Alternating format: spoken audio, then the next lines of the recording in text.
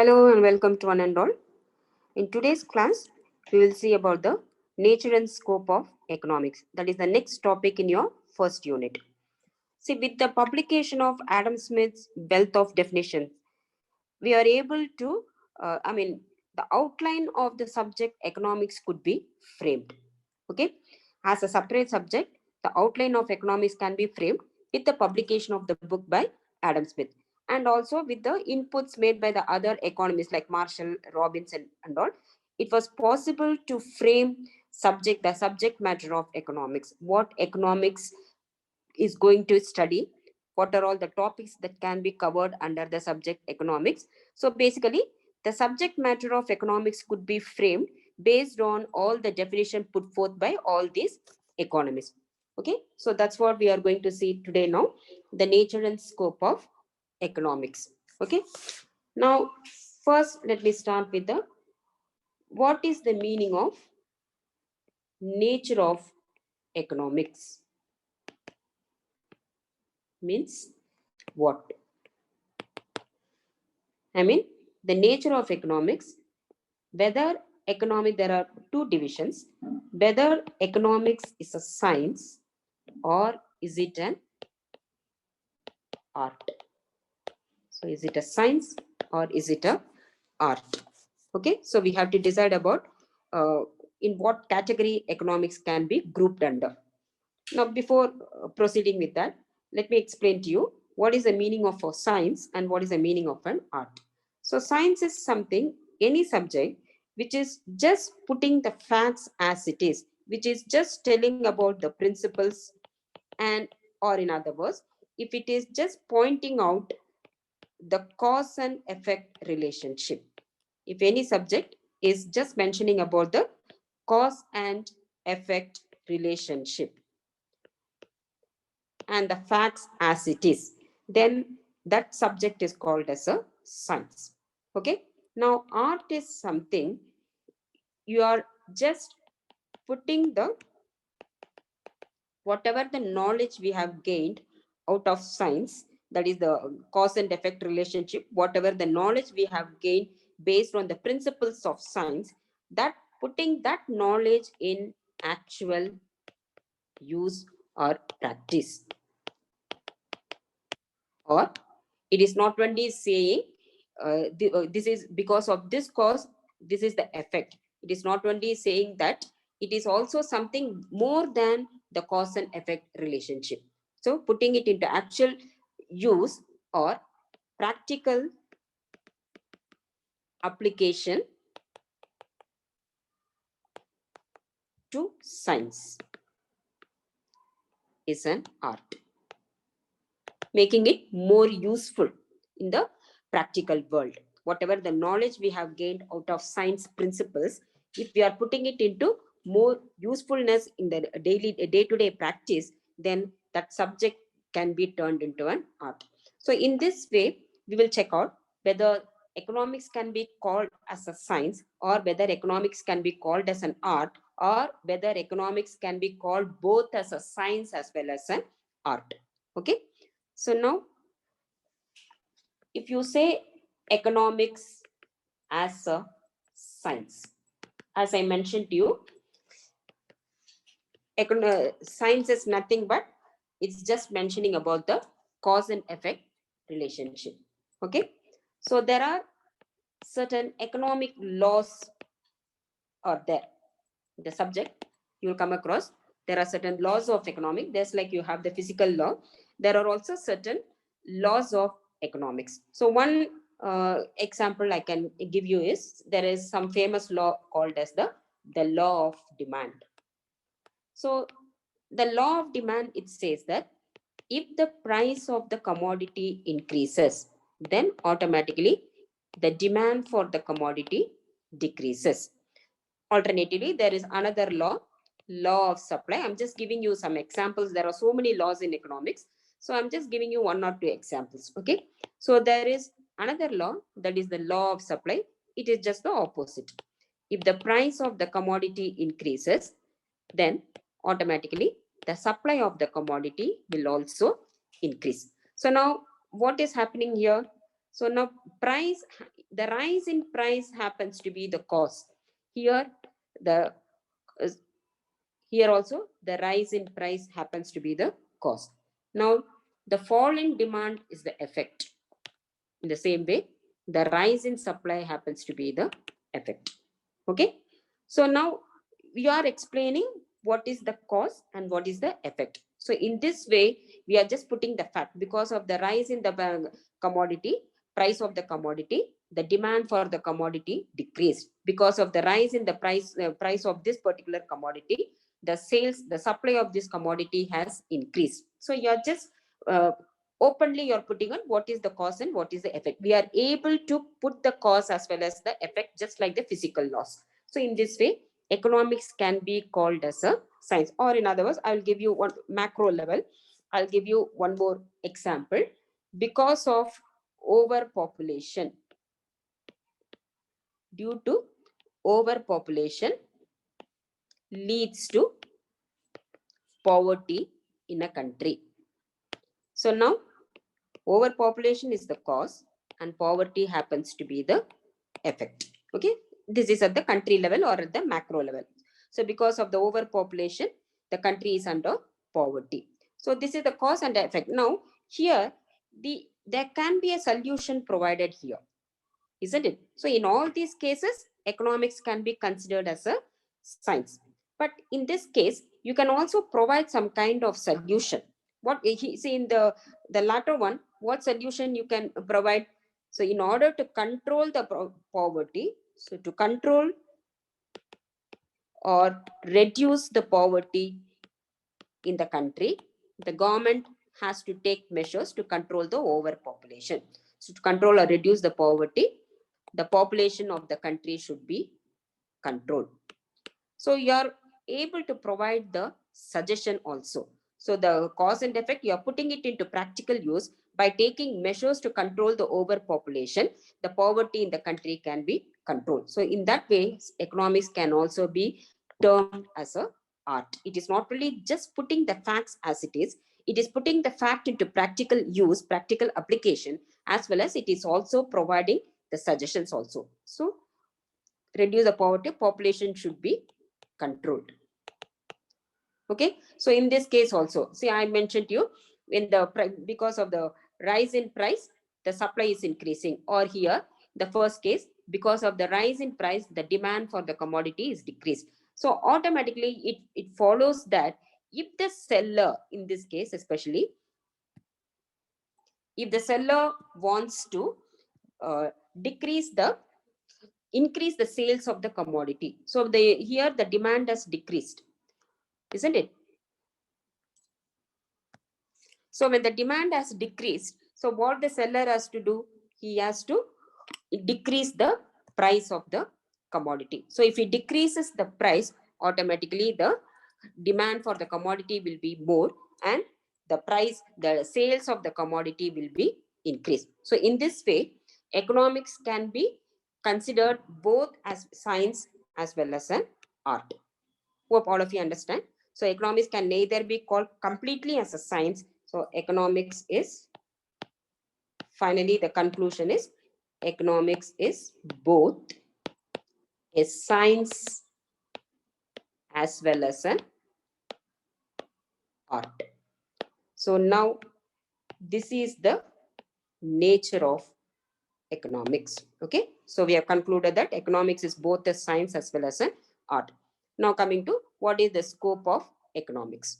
Okay, so economics, so I'm just rewriting it again. The nature, economics is both a science as well as an art. Okay, this is the conclusion we are getting. Now moving on to the next part, the scope of economics. Now, what is the meaning of scope? Basically, scope means what are all the topics can be studied under the subject matter, any subject for that matter. So these are all the topics that can be covered under a particular subject.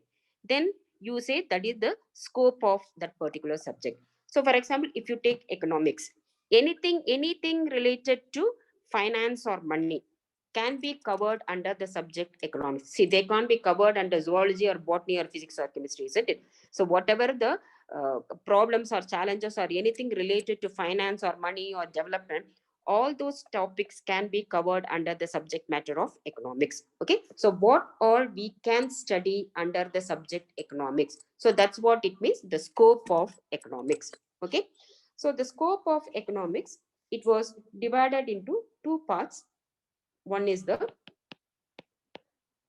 traditional subject matter and the modern subject matter. Meaning traditionally how economics was, what was the scope of economics traditionally, anciently, and modern subject matter, what are all the additions made into the subject matter of economics. Okay, so as I mentioned last class, Jacob Boehner said economics is what economists do. So more and more challenges are being faced by the world. So whatever the economics related topics, that all those can be included in the subject matter of economics. So the scope of economics over a period of time kept on increasing, kept on widening. So more matters can be put into the subject matter of economics. So that's why it is divided into traditional subject matter and the modern subject matter. Okay. So now traditionally the subject matter of economics was divided into, first one, consumption, then production, next one is exchange, distribution, and also public finance,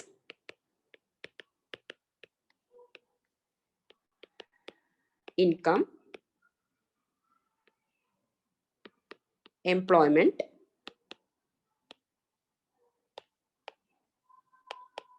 planning and development.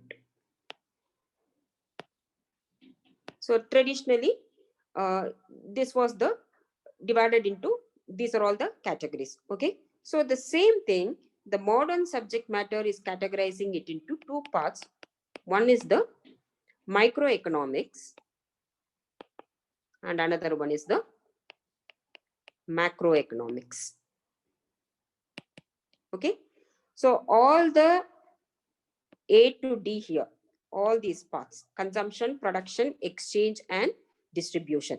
So A to D, all these are covered under the subject matter of microeconomics, and from E to H, public finance, income, employment, planning, and development. So all these topics are covered under the macroeconomics. So this is all traditionally and modern. I mean, the modern subject matter includes everything.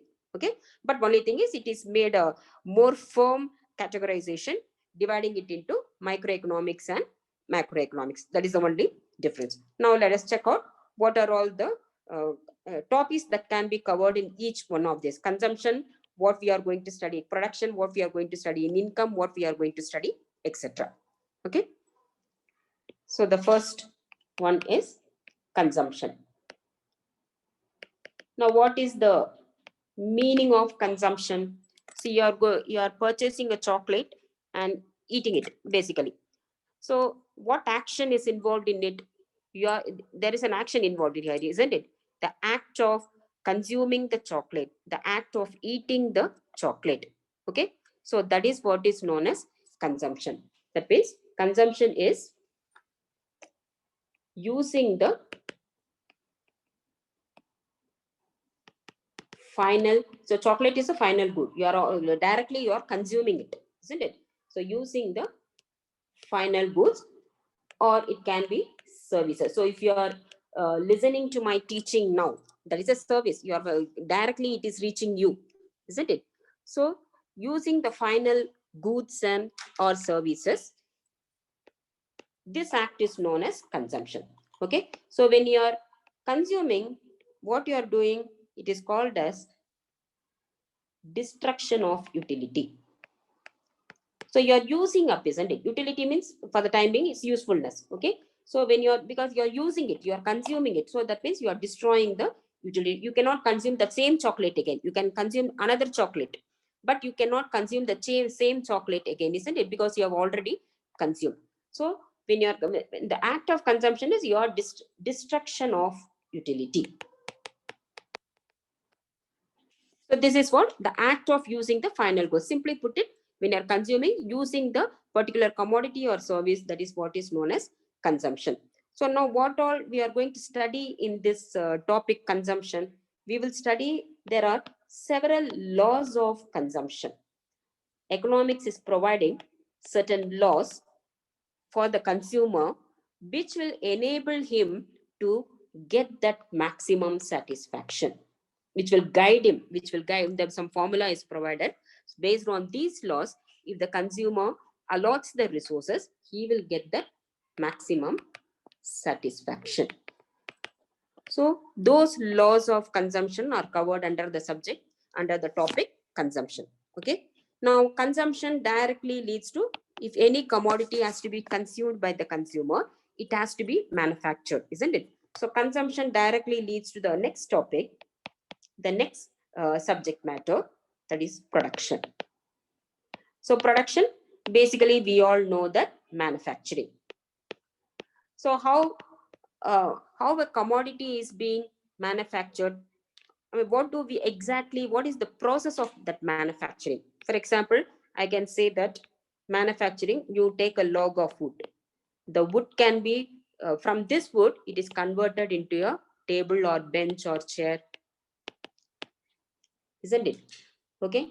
And from rubber, you are converting into a tire. From cotton, it is being converted into fabric.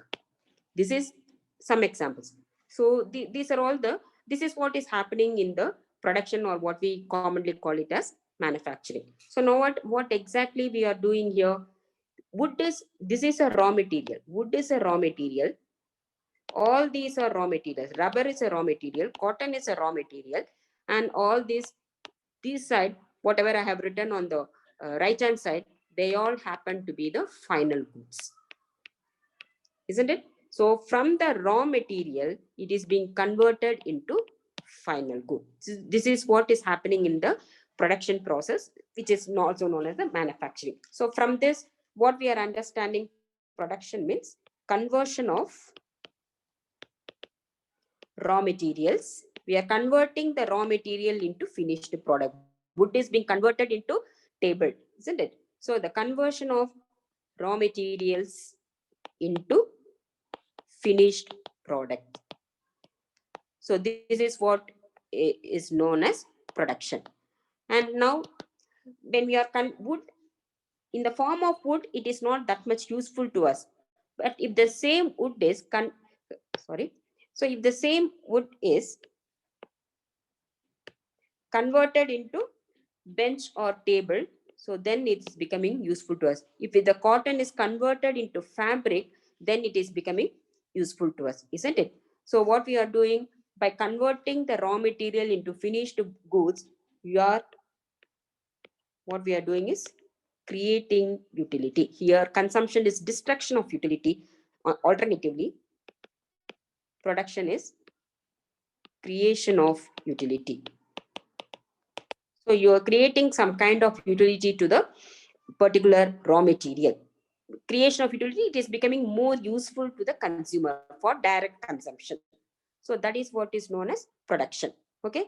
Now, on what basis, what are all the factors involved in the manufacturing process? So there are some agents, there are some factors involved in the production. They are called as the factors of production. Or in other words, production is being done with the help of the factors of production.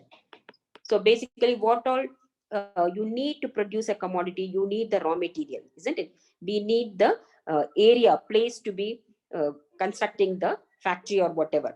And then most importantly, we need money, we need capital, we need machinery, all the other tools. And finally, we also need a producer, organizer who is actually undertaking that process of production. So they are all called as the factors of production. So broadly, the factors of production can be divided into land, labor, capital, and organization. So these are all the factors that help in the process of production. So here also in this topic, just like there are laws for the consumer, laws of consumption, there are certain laws of production. So economics as a subject is prescribing certain laws for the producer so that he can get that maximum profit. Okay, so some guideline is being provided so that the producer can get the maximum profit. So these laws of production are studied under the topic production. Okay, now next, what is the connecting link between the producer and the consumer? Production is happening in one place and consumption is happening on the another place. There are two different identities, isn't it? So there should be some connecting link between the producer and the consumer. So that is what is known as exchange. So the producer has to exchange whatever the commodities he has produced to the consumer. In turn, whatever the consumer has to pay some kind of price to the producer, isn't it? So both are exchanging. So that is what is called as exchange. So the exchange is the connecting link between the producer and consumer. Now this exchange, exchanging one good for another good. So whatever the one person is having one good, he is exchanging, going to the shop and getting purchasing the another good. So exchanging one good for another good, which was very common in the olden days, which was known as the barter system. So because of barter system led to so many problems. Okay, so this you have a separate topic, barter system. In the later chapter, you are having the difficulties of barter system. I'll explain to you there. But then there are, you can understand that it is not easy to exchange one good for another good, isn't it? It is not actually possible in the current practice. So because of this problem, then what happened? People started exchanging goods for money. So after the evolution of money, every goods is being exchanged for money. So on what basis we are exchanging one good with the, on what basis we are paying the money to the shopkeeper? That is what is known as price, isn't it? So each and every commodity, each and every service, they have their own price. So which each and every commodity is being exchanged in terms of money. So now where this exchanging is happening, it is happening in a place called market, isn't it? So exchange is happening in a place where everything, gold market, the commodity market, bullion market, for everything, vegetable market, for everything there is a market, isn't it? So exchange is happening, there is something called as market. So in this topic, in the under the topic exchange in economics, we will study about what are all the various types of markets is prevalent in the actual practice, and also how the price, based on price only the exchange is happening, and also how the price is fixed. It is not easy to fix a price of a particular commodity. How the, normally we call it as MRP, isn't it? How that MRP is being fixed. So those topics are covered under the subject that economic exchange. Okay, now next, moving on to the fourth one, distribution. So distribution is, see, I already mentioned to you that production is happening with the help of certain factors of production known as land, labor, capital, and organization. Okay, so you are working as a labor, you are a staff member, and you are working and contributing to the production of that particular company. So in turn, you are expecting your salary, isn't it? So like that, each and everyone is contributing certain things for the production of a particular commodity or service. So in return, they expect certain kind of reward. That is what is known as distribution. Okay. So the distribution broadly means distributing or sharing of rewards among the four factors of production. Okay, so what are the four factors? Are land. The landlord gets rent, the labor gets wages, salary. Normally here we will refer it as wages. Okay, and then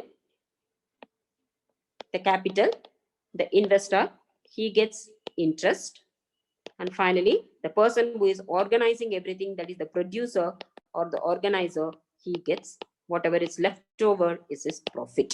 This is what is known as distribution. So sharing of rewards among the four factors of production. So here in this topic distribution, we will study about how the rewards for each factor is being determined. How much rent you have to pay, how much wages you have to pay for each and every category of labor, how much rent you have to pay for each and every type of land. It differs from place to place also, isn't it? So how the rewards for factors are fixed or determined. So that is covered under the topic distribution. Okay. Now, as I told you, this is the traditional update. Up to here is the micro part. Okay. Now moving on to the next one. The next what we have is income. So income, I already mentioned to you in the first class, wants leads to effort. What is that effort? Effort is nothing. We are indulging in economic activities. So you are making an effort to earn an income, isn't it? So income should be a, what you say, people make effort to earn income, and then this income should be a continuous flow. What do I mean by continuous flow? I mean, you people should be continuously making an effort. People should be continuously earning the income, isn't it? It is not a sudden thing. So people normally, everybody works or undertakes the business or everything. So continuously, periodically, they keep on receiving income. Okay. So the income should be a continuous flow. And this is from the point of view of the individual, and it is also studied from the point of view of the country level or the macro level. So we will also study about something called as national income. So the national income topic is covered here. So national income is, to put it very simply, the income of the entire country. So how the individual continuously can earn an income, he has to earn an income. And it also analyzes about the national income of the country. So in this, here we will study about what is the meaning of national income, what are all the various concepts of national income, how the national income of the country is being measured. So all these topics are covered under the topic income. Okay. Now, next one is the employment.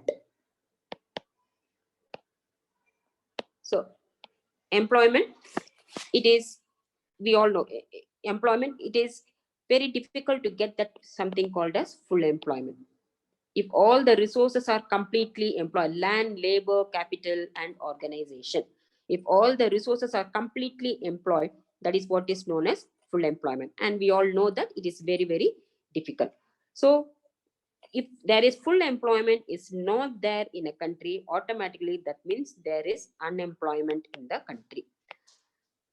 So here we will study what are all the causes of unemployment. Okay. And also in any country, how much, what is the level of employment, level or volume of employment, how it is determined. Level or volume of employment, how it is determined. So it is basically, it is determined by the demand for goods. Goods or services. For the time being, just understand that this topic covers what is the meaning of full employment. If there is no full employment, there is unemployment. What are all the various causes of unemployment, and how the country can increase the level of employment. So this volume of employment depends on what are all the factors, and how you can increase or augment the level of employment in a country. So all those things are covered under the subject employment. Okay. Now finally coming to the last part, that is planning and development. So planning and development, it is basically what is the plan? It is planning for development, isn't it? So what is meaning of planning? It is here when I'm saying planning, here it means it is economic planning. Okay, it is an economic planning for the development of a country. So how the country can plan for the development, for the economic development of a country, what the country has to do? First, the first step is they have to fix certain targets. For example, how much employment in the country should be increased, how much percentage the national income of the country should be increased. Okay, how much poverty has to be reduced. So like that, the country is fixing the targets. And after fixing this is planning. So after fixing the targets, the country is now devising the way to reach that target. Okay, so some method technique has to be adopted by the country to reach the target. So in order to do that, they have to allocate the resources properly without any wastage. Yesterday I told you about the what to produce, whom to produce, optimum allocation of resources. All the fundamental problems of an economy are done by planning, by economic planning by countries like which is following the socialism, the countries which is following the mixed economic system and all, they are following the method of economic planning for all those fundamental problems. So this is the fundamental problem. So they have to allot the resources properly so that whatever the targets fixed by the country, that can be reached. Okay, now this basically, this target is to reach the development of the country. So all the fundamental problems of an economy, as I mentioned, what to produce, whom to produce, how to produce, are decided or addressed through planning. So that planning is being done for the development of an economy. Okay, so this is, so what are all the types of planning, and how the country is fixing the target in order to implement the planning, what are all the methods, strategies the country is undertaking. So all these are studied under the topic planning and development. So in your syllabus, this topic you will study in the second year. All the other topics till employment, it is covered in the junior intermediate syllabus. This planning and development is covered in the second year senior intermediate syllabus. Okay, so this is basically put it in a very briefly, this is the nature and scope of economics. Okay, hope everything is clear to you. Okay, as usual, if you people find this video useful, please like, subscribe, and please share with your friends. And if you have any doubts, please mention in the comment box, and your suggestions are also more welcome. So until I come up with my next video, take care. Bye bye.